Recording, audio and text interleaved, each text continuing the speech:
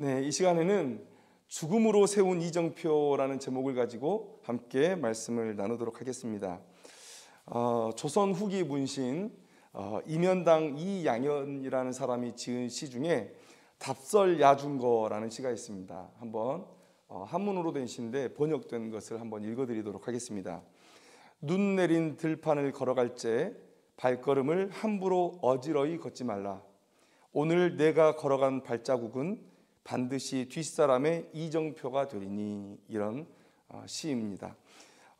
이 시의 의미를 우리가 파악해 본다면 앞서서 살아간 사람들의 말과 행동이 후세 사람들에게 큰 영향을 미칠 수 있다, 그런 얘기로 우리가 받아들일 수 있을 것 같습니다. 정말 그런 경우들을 많이 보죠. 작은 나의 행동 하나하나가 내 자식에게 또 후대에게 그런 흔적들, 영향들을 미치는 모습들을 우리가 볼 수가 있습니다. 제가 최근에 어디서 이렇게 읽은 글인데요, 제가 한번 찾아서 가져와 봤습니다. 아주대 응급의학과 이국종 교수님의 이야기인데, 이분이 어떻게 의사가 될 결심을 했느냐, 그것에 대한 얘기입니다. 이국종 교수님의 아버지가 6.25 참전 용사셨고요, 한쪽 눈과 팔, 다리를 다치셔가지고 장애 2급 국가 유공자셨답니다. 그런데 이제 집안이 많이 어려웠겠죠.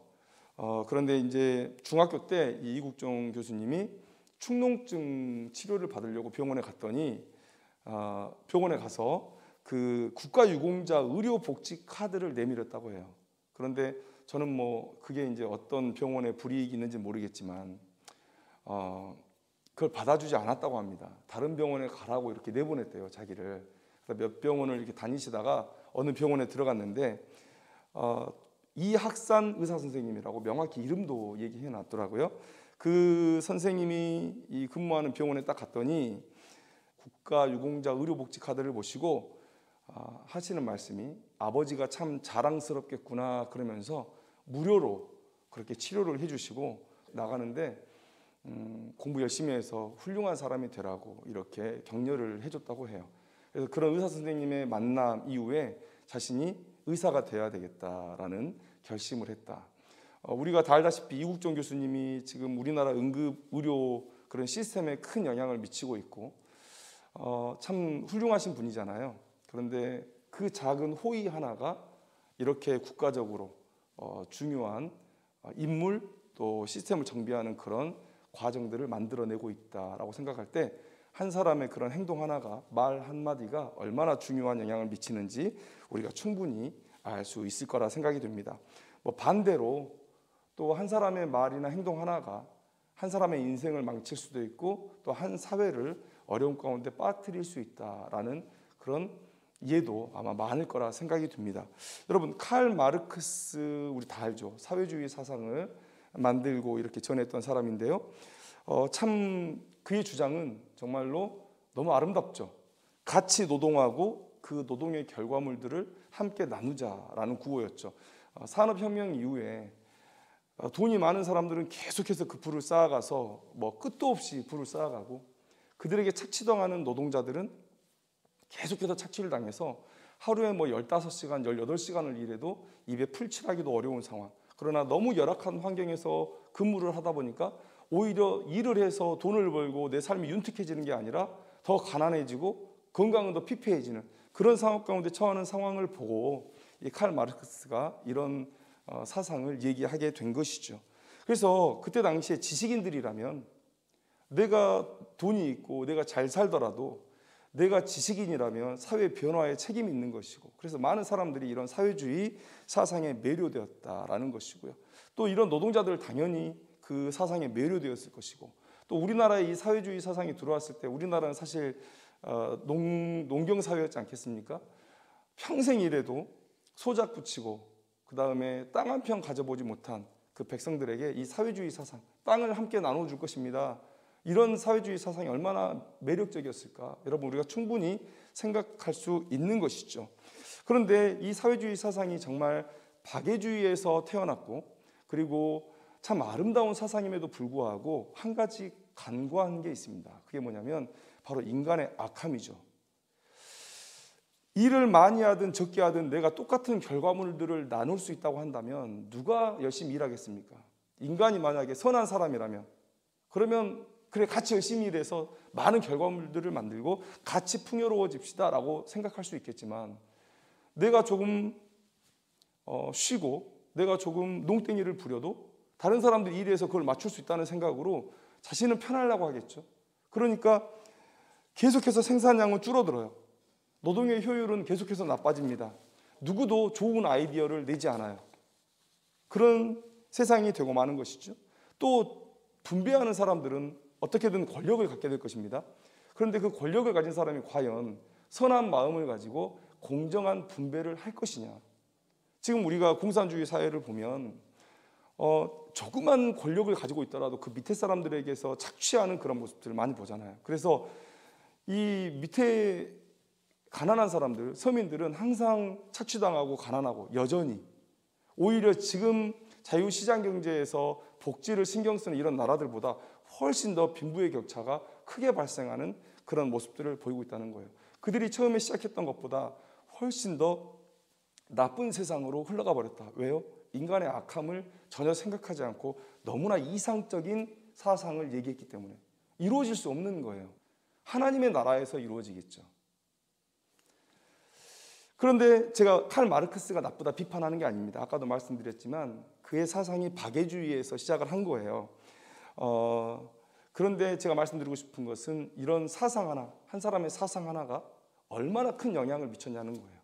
우리가 냉전 때문에 얼마나 많은 사람들이 피를 흘리고 고생을 했습니까?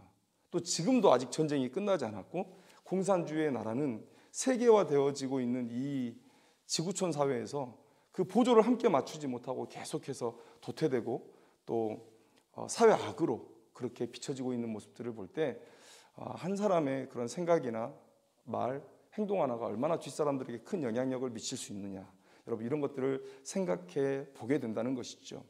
여러분 오늘 저는 요셉의 유언을 통해서 참 그런 일들이 이 성경 속에서도 나타나는구나라는 생각을 해보게 됩니다. 요셉이 죽기 전에 유언을 했고 그 유언이 성취되는 모습을 오늘 성경은 우리에게 보여주고 있는데요. 창세기 50장 25절 말씀에 요셉은 이렇게 유언을 했습니다. 요셉이 또 이스라엘 자손에게 맹세시켜 이르기를 하나님이 반드시 당신들을 돌보시리니 당신들은 여기서 내 해골을 메고 올라가겠다 하라 하였더라. 이렇게 유언을 하고 있죠. 요셉이 왜 이런 유언을 했을까 생각해 보면 요셉은 하나님과 아브라함 사이의 언약의 내용을 알고 있습니다. 그래서 아브라함 이후로 믿음의 계보가 이렇게 이어지고 있는데 이 아브라함과 하나님 사이의 이 언약은 아브라함이 알고 있었고 이삭에게 전했으며 이삭이 알고 있었고 야곱에게 전했고 야곱이 알고 있었고 12 아들들이 알고 있었다라는 거예요. 이 언약의 내용은 무엇이냐면 창세기 12장 7절 말씀에 내가 이 땅을 내 자손에게 주리라 하신 이 약속이에요. 그러니까 이 야곱도 이 요셉도 내가 가야 할 땅은 하나님께서 내게 주신 땅은 가나안 땅이다라는 사실을 알고 있었다는 거예요. 그래서 내 해골을 메고 올라가겠다 할 때 올라가야 할 땅이 바로 가나안이었다라는 것이죠. 이 믿음의 내용이 이 언약의 내용이 아브라함 이후의 믿음의 후손들에게 계속해서 전달되어 오고 있었다라는 것을 우리는 알 수 있습니다. 그래서 야곱도 이렇게 예언해요. 죽을 날이 가까웠을 때 요셉을 불러가지고 애굽에 나를 장사하지 아니하도록 하라. 내가 조상들과 함께 눕도록 하라. 이렇게 말하고 있어요. 자, 조상들과 함께 눕는다. 그 믿음의 조상들과 함께 눕는다. 아브라함이고 사라고 그 다음에 이삭과 리브가고 그리고 자신이 아내와 함께 그 조상과 함께 묻혀야 되는데 그곳은 어디냐면 바로 헤브론에 있는 막벨라 굴이었죠. 자, 그래서 여러분 오늘 요셉이 그 믿음을 따라서 이 후손들에게 내 해골을 메고 올라가라 라고 했을 때 그 의도를 우리가 알아야 된다는 것이죠. 그 의도가 무엇이냐면 결론적으로 말씀드리면 이것입니다. 너희들의 집은 이곳이 아니라는 거예요. 본향을 찾아 올라가라라는 거예요. 너희들은 이 애굽 땅에 머무를 자들이 아니다라는 것을 오늘 야곱도 자신의 죽음을 통해서 나타내 주는 것이고 요셉도 자신의 죽음을 통해서 나타내 주고 있는 것이다.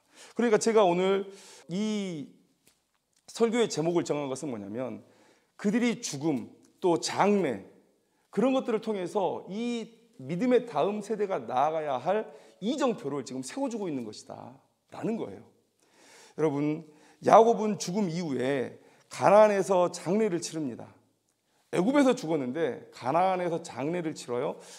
그런데 그 장례를 통해서 그곳에 함께 있는 모든 사람들에게 한 가지 사실을 선포한 것입니다. 그것은 뭡니까? 얼마나 많은 사람들이 이 야곱의 장례에 참석했는지 몰라요. 물론 요셉 때문이겠죠. 창세기 50장 7절에서 9절 말씀을 보면 요셉이 자기 아버지를 장사하러 올라가니 바로의 모든 신하와 바로 궁의 원로들과 애굽 땅의 모든 원로와 요셉의 온 집과 그의 형제들과 그의 아버지의 집이 그와 함께 올라가고 이렇게 얘기하고 있습니다. 그때가 심히 컸다라고 얘기하고 있어요. 자, 야곱은 이 죽음을 통해서 뭘 알리고 싶었을까요? 뭘 선포하고 싶었을까요? 많은 사람들이 왜 애굽에서 죽었는데 애굽에서 장사하지 않고 굳이 이 많은 무리가 가나안까지 가야 할까? 그리고 그곳에 이 애굽을 대표하는 많은 사람들을 데리고 올라갔단 말이에요. 그 다음에 이 애굽 사람들만 본 것이 아니라 가나안 사람들도 그 모습을 보았다 그래요. 가나안 사람도 야곱의 그 큰 장례식을 보았다라고 말씀하고 있습니다. 그러면 야곱이 자신의 죽음을 통해서 의도한 그런 목적은 뭘까? 이스라엘 백성들의 땅은 가나안이라는 거예요. 너희들의 땅은 가나안이다라는 것을 너희들이 알고 살아야 된다는 거예요. 그리고 애굽 사람들에게는 뭐라고 얘기하는 것입니까? 이스라엘이 떠나야 할 때 너희들은 보내줘야 한다는 거예요. 그 다음에 가나안 사람들에게는 뭐라고 얘기하는 것입니까? 이 땅은 이스라엘이라고 그 이방 민족들에게 이미 선포하고 있는 것입니다. 야곱은 자신의 장례를 통해서 이스라엘 백성들이 나아가야 될 방향을 향한 이정표를 세워준 거예요. 애굽이 너희 집이 아니다. 하나님께서 약속하신 우리의 땅은 가나안이다 라는 것을 보여주신 거고, 애굽 사람들에게도 나중에 어떤 상황이 펼쳐질지 모르지만 하나님은 이 아브라함에게 예언하실 때 뭐라고 얘기하셨냐면 너희들이 400년 동안 이방의 객이 될 것이고 그들은 너희들을 괴롭힐 것이라고 말씀드렸어요. 그러니까 누구나 다 예상할 수 있는 것은 뭐냐면 이 400년의 시간이 지나는 동안에 이스라엘의 지위는 애굽에서 현저하게 떨어질 것이고 고통당할 것이에요. 포로처럼 부림을 당할 것이에요. 종처럼. 그런데 그때 이 야곱이 자신의 죽음을 통해서 애굽 사람들, 그 애굽의 대표들, 그들에게 얘기하는 것입니다. 하나님께서 우리에게 주신 땅은 가나안이고 우리가 너희들을 떠날 때 너희들은 우리를 보내줘야 된다라는 것을 지금 얘기하고 있는 거예요. 가나안 많은 사람들에게 이 땅은 하나님께서 우리에게 주신 우리 땅이다라고 지금 이 야곱이 말하고 있다는 것이죠. 그래서 요셉도 이 아버지의 믿음을 따라서 유언을 하고 있는 것입니다. 올라갈 때 하나님께서 너희에게 그 땅을 주실 때 내 해골을 메고 올라가라 이렇게 말씀하고 있는 것이죠. 이스라엘에게 요셉이 앞으로 너희들의 삶을 어떻게 이해하고 미래를 준비해야 하는지 그것을 지금 얘기해 주고 있는 거예요. 하나님께서 뜻이 있으셔서 너희를 400년 동안 이 애굽에 있게 할 것이다. 창세기 15장 13절에 말씀하신 대로 너희들은 그 땅에서 객이 되고 괴롭힘을 당하게 될 것이다. 그 400년은 너희에게 가혹한 시간이 될 것이다. 그러나 하나님은 반드시 400년이 끝나는 그날 너희들에게 아브라함에게 약속한 그 땅을 주실 것이다. 그때 지체하지 말고 그 땅을 향하여 올라가라 라는 것을 오늘 이 야곱과 요셉이 자신의 죽음을 가지고 이스라엘 백성들에게 알려주는 거예요. 자신의 죽음을 이스라엘 백성들을 위한 이정표로 지금 세워주고 있는 거예요. 야곱은 또 요셉은 사는 날 동안에도 그러했지만 자신의 죽음과 남긴 유골조차도 후손들의 미래를 위한 이정표, 믿음을 위한 이정표로 내어놓았던 것을 오늘 우리가 볼 수 있는 것이죠. 이스라엘 백성들에게는 400년의 가혹한 시간이 남아 있습니다. 그 시간 동안 이 야곱과 요셉은 하나님의 약속을 그들에게 소망으로 주기를 원했던 거예요. 야곱과 요셉이 남기고 싶었던 유산은 바로 그 하나님의 약속이라는 소망이었다라는 것을 우리가 알아야 되는 것이죠.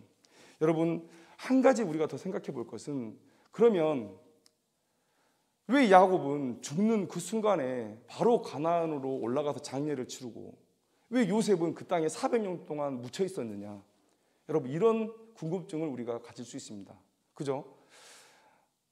야곱이 그렇게 장례를 치를 정도였다면 그 고대 근동의 기근을 극복하게 하고 정말 제대로 된 통치를 해서 애굽의 번영을 가져온 이 국부와 같은 이 요셉이 만약에 그렇게 장례를 원했다면 더 성대하게 치러졌을 수도 있겠죠. 그런데 왜 요셉은 이 애굽 땅에 계속해서 자기의 해골을 남겨두었는가? 여러분, 그 생각을 해봐야 되는 것이죠. 첫째는 무엇입니까? 많은 사람들이 이 요셉에게 은혜를 입었기 때문에 요셉을 사랑하죠. 요셉을 존경하죠.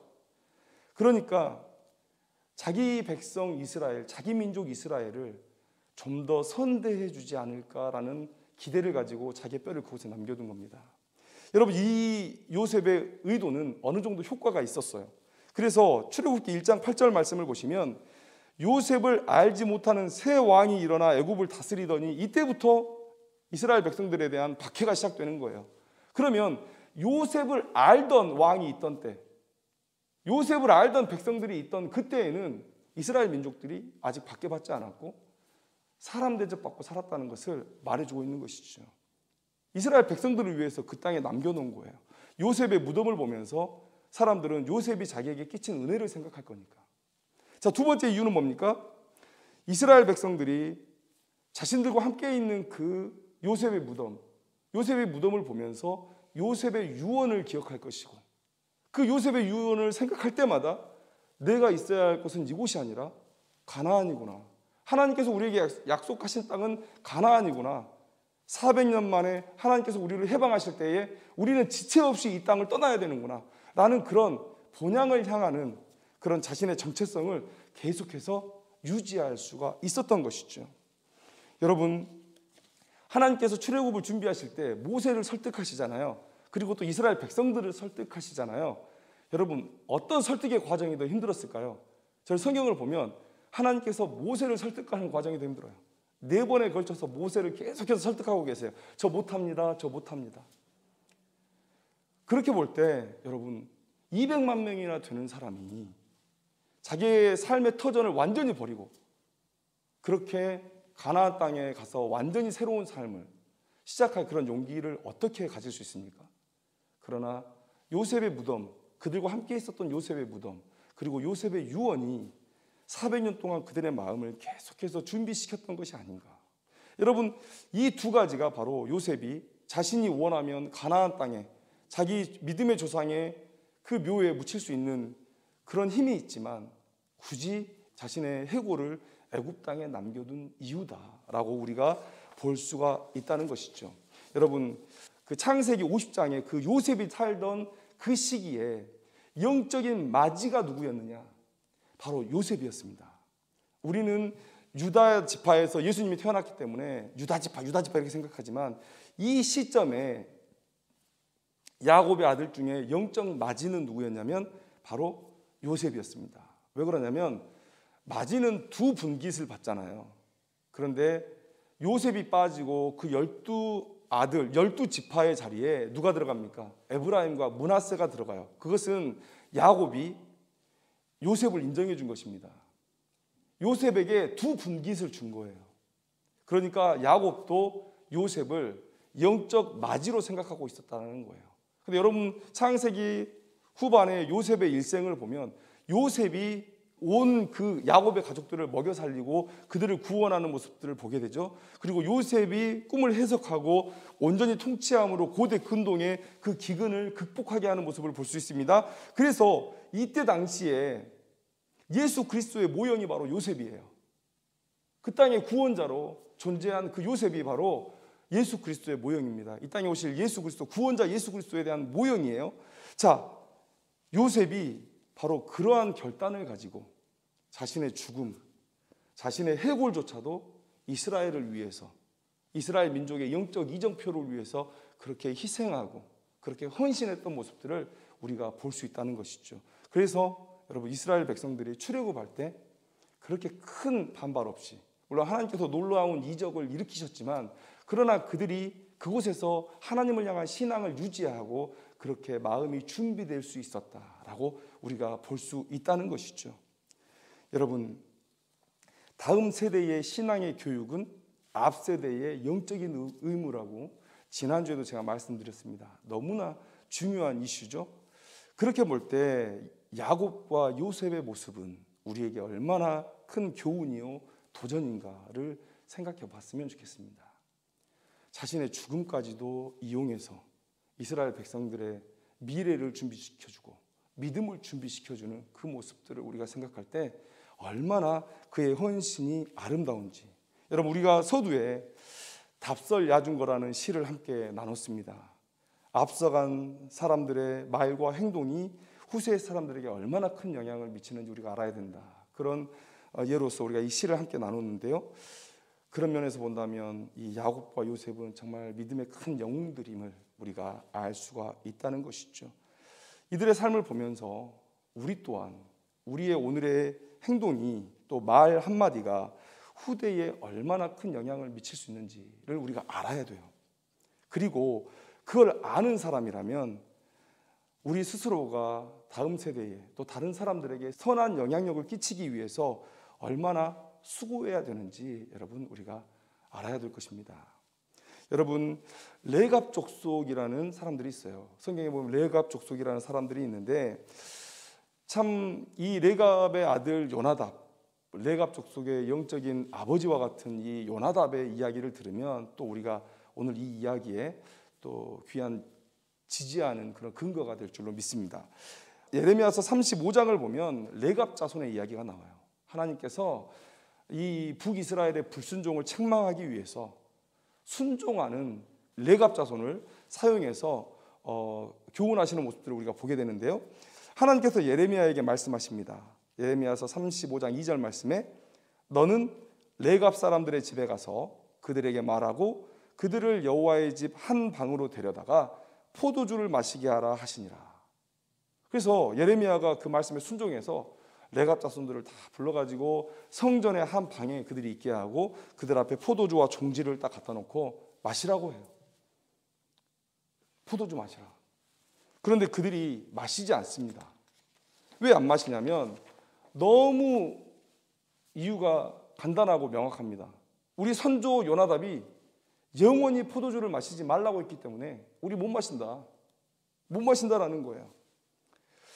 하나님은 이 레갑 자손의 선조의 말을 순종하는 이 모습을 보고 북이스라엘을 책망하십니다. 레갑 자손은 그 선조들의 말에 이렇게도 충성스럽게 순종하는데 너희들은 왜 하나님이 나의 말에도 이렇게 불순종하느냐, 이런 책망을 하시는데, 여러분, 요나답이 왜 포도주를 마시지 말라 했을까? 요나답의 얘기가 좀 더 나와요. 뭐 집도 짓지 말고 파종도 하지 말고 포도원을 소유하지도 말고 평생 동안 장막에 살라, 이렇게 얘기하거든요. 그런데 예레미야서 35장의 말씀에 하나님도 레갑 자손이 내 말에 순종했다는 말씀을 하지 않아요. 그냥 레갑 자손은 계속해서 선조 얘기만 합니다. 자신이 이렇게 사는 것은 하나님을 섬기기 위함입니다라고 얘기하지 않고 그냥 우리 선조 요나답이 얘기했으니까 저 순종하는 겁니다라고 얘기해요. 그러면 도대체 이렇게 살라는 그 목적이 뭐냐? 이 삶을 우리가 어떻게 이해해야 되느냐? 레갑의 아들 요나답의 삶을 보면 우리가 알 수 있어요. 여러분, 아합과 이세벨이 얼마나 악한 왕이었습니까? 이 이세벨은 바알 신앙의 전도자로 북이스라엘에 시집을 온 거예요. 그리고 이 아합은 정말 천지분간을 못하고 하나님에 대한 신앙을 버리고 그렇게 이세벨을 따라서 온 땅을 바알을 섬기는 신앙으로 만들어버렸죠. 그런데 하나님께서 엘리야를 통해서 예후에게 기름을 붓게 하시고 아합 이후에 이 예후가 왕이 되게 하시죠. 그래서 예후가 이 영적 개혁을 하는데 그때 레갑의 아들 요나답을 초청합니다. 나와 함께 이 영적인 개혁을 이루자. 여호와의 열심을 보라, 이렇게 불러요. 아마도 그때에 이 요나답의 하나님을 향한 이 신앙은 많은 사람들이 알고 있었던 것 같아요. 그러니까 여호와를 향한 나의 열심을 보라고 이 요나답을 부르거든요. 그래서 이 요나답이 그 예후의 초청에 반응합니다. 함께 동참해서 영적인 개혁을 이뤄나가요. 그래서 바알의 제사장들을 다 죽이고 아합의 집안을 다 죽이고 하는데, 그렇게 열심히 개혁을 하는데 갑자기 예후가 그 개혁을 멈춰버립니다.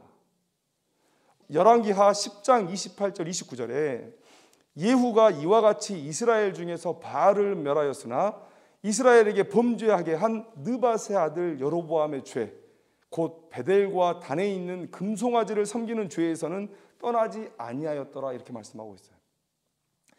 여러분, 여로보암 시대 때부터 시작된 죄인데, 이 베델과 단에 이 제단을 쌓은 것은요, 백성들이 예루살렘으로 내려가지 않게 하기 위함이에요. 또 여호와의 한 신앙으로 그들이 뭉쳤을 때 그들은 한 나라를 꿈꿀 거 아닙니까? 그래서 의도적으로 예루살렘에 가지 못하게, 그리고 신앙을 분리시키려는 그런 의도가 있었던 거예요. 그러니까 예후도 하나님의 명을 받고 엘리야에게 기름 부음을 받고 이 영적인 개혁을 이루어 나가고 그렇게 하나님을 향한 신앙으로 회복하려다 보니까 여로보암과 똑같은 마음이 드는 거죠. 이렇게 한 신앙으로 연합해버리면 그러면 다들 남유다의 왕을 섬길 텐데, 다윗의 자손 남유다의 왕을 섬길 텐데, 그러면 내 왕위는 뭐가 되나? 그래서 어느 순간에 개혁을 멈춰버리죠. 베델과 단에 있는 제단을 건드리지 않습니다. 그러니까 그때 아마도 성경에는 명확히 기록되어 있지 않지만 이 시점에 레갑의 아들 요나답이 예후와의 동행을 끝낸 것이 아니냐. 그리고 이 시점에 그 후손들에게 어떻게 살 것을 명하지 않았을까. 가난한 자의 삶, 세상의 물욕을 버린 삶, 그리고 궁궐과 도시에서 멀어진 삶을 요구하거든요. 포도원도 짓지 말고 파종도 하지 말고, 그리고 목축을 하려면 궁에서 떨어진 곳에 있어야 되잖아요. 왜 그랬을까? 왜요? 지금 예후가 왕위에 올라와 있는데 그도 아합과 똑같다는 거예요. 베델과 단에 있는 제단을 손대지 않는 거 보니까 그들은 하나님을 섬길 마음이 없다는 거예요. 그런데 자기 후손들을 왕궁 가까이에 살게 해요. 도시 가까운 데 살게 해요. 육적인 재물에 자기의 눈을 팔게 해요. 그럴 수 없는 것이죠. 그래서 아마도 레갑은 이 예후를 떠나면서 그렇게 너희들이 하나님을 향한 신앙을 지키기 위해서는 이렇게 살아야 된다. 궁을 등지고 물욕을 버리고 그렇게 거룩한 가난을 받아들이고 살도록 요구한 것이죠. 그러니까 이 유언의 시작이 바로 여호와에 대한 신앙이었고, 그래서 예레미야서 35장을 보면 하나님에 대한 신앙이나 하나님께 순종한다는 말이 레갑 자손의 입에서 나오고 있지 않지만, 그러나 그들이 이렇게 살아내는 것은 누구에 대한 열심 때문에 이렇게 사는 겁니까? 하나님에 대한 열심 때문에. 그 요나답의 유언을 받아서 그 하나님에 대한 열심 때문에 지금 이들이 이렇게 살고 있는 거예요.